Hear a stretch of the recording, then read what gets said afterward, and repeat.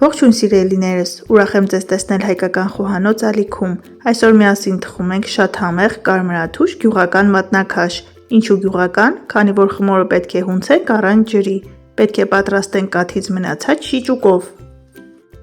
Եթե տանը պանիր կամ կաթնաշոր եմ պատրաստում կամ ածուն քամում, ապա մնացած շիճուկը երբեք չեմ թափում։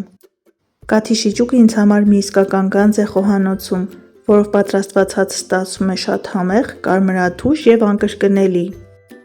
Դրանով խմոր պատրաստելը հին ու բարի գյուղական սովորություն է, որը և խնայող է, և անհավանական համով արդյունք է տալիս։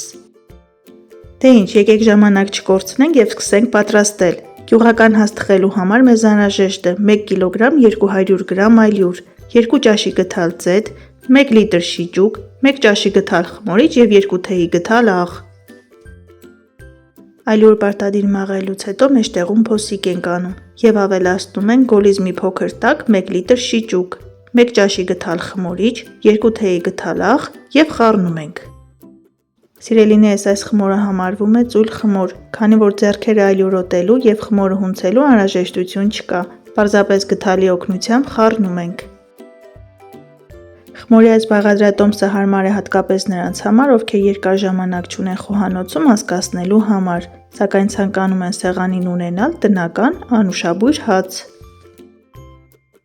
Խմորը 3-4 րոպե խառնելուց հետո շատ լավ հավաքվում է, վերջում ավելացնում ենք 2 ճաշի գթալ բուսայուղ։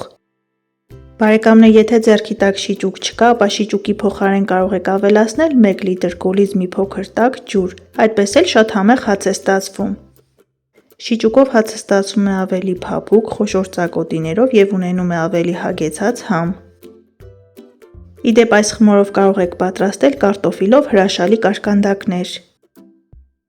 Խմորը արդեն պատրաստ է։ Հավաքում ենք տարայի պատերից և ծածկում ենք սննդային թաղանթով, որպեսզի երեսը կեղև չկապի, և թողնում ենք, որպեսզի հասունանա։ Եթե ցանկանում եք, որպեսզի խմորը շուտ հասնի, ապա ծածկեք հաց սրբիչով։ Ես թողել եմ խոհանոցային սեղանին մոտ 2 ժամ, առանց ծածկելու։ Երբևէ շիճուկով գյուղական հաց թխել եք, շատ հետաքրքիր է, գրեք մեկնաբանություններում։ 2 ժամ անց ունենք նման հրաշալի արդյունք, խմորը կարծես թե շնչում է։ Խմորը վրա ենք բերում և թողնում ենք հասնի ևս 1 ժամ։ Սիրելիներս, եթե առաջին անգամ եք միացել հայկական խոհանոց ալիքին, խնդրում եմ բաժանորդագրվեք և սեղմեք զանգակ կոճակը։ Չմոռանաք նաև հավանել տեսանյութը։ Հայկական խոհանոց ալիքում կգտնեք 700-ից ավելի շատ համեղ և հետաքրքիր բաղադրատոմսեր։ Աշխատանքային սեղանի վրա մի փոքր ձեթ ենք տարածում, խմորը բաժանում ենք 2 հավասար մասերի և գնդում ենք։ Այս բաղադրատոմսով կարող եք թխել 2 մեծ կամ 3 միջին չափի հաց։ Գնդերը դնում ենք յուղաթղթի վրա և թողնում ենք հանգստանան ևս 10-ից 15 րոպե։ Տեսեք որքան փափուկ, մեծ փուչիկներով խմոր է ստացվել, որի հետ շատ հեշտ է աշխատել։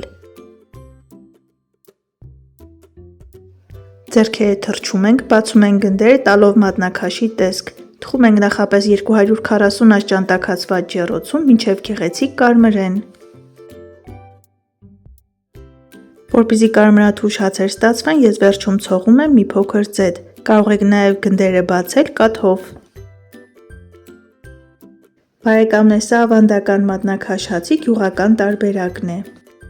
Թեև բաղադրիչները պարզ են, բայց համը հագեցած է և հուշերով լի, հենց այս հացն է, որ հիշեցնում է մանկություն։ Ով է տատի գոգին նստած, փռի ցանած տաք հաց ու պանիր կերել, շատ հետաքրքիր է, գրեք մեկնաբանություններում։ Դե ինչ սիրելիներս, այսօր էլ գյուղական հացի այսպիսի հրաշալի բաղադրատոմս։ Դուք էլ փորձեք պատրաստել այս տարբերակով, սնվեք առողջ և եղեք առողջ, ցտեսություն, կհանդիպենք հաջորդ տեսանյութերում։